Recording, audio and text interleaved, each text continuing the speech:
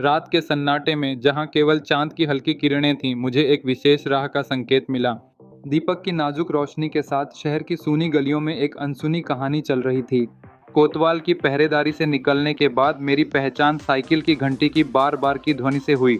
वह ध्वनि अकेले में गूंजती हुई अंधेरे को चीरती हुई मुझे एक रहस्यमय यात्रा पर ले गई।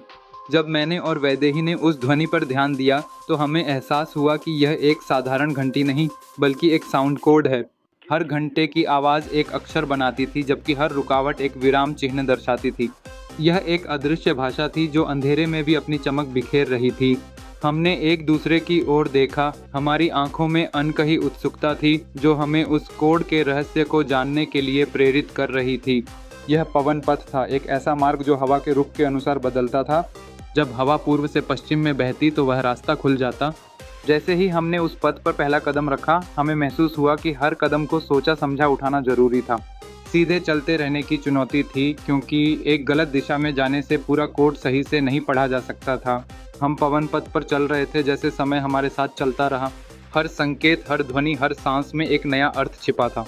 जैसे ही हम आगे बढ़े, हमने हवा का अनुभव किया। वह हमारी राह के अनुसार हमें निर्देशित कर रही थी। यह एक अद्वितीय अनुभव था जो हमें उस रात की ठंडक में भी गर्माहट दे रहा था।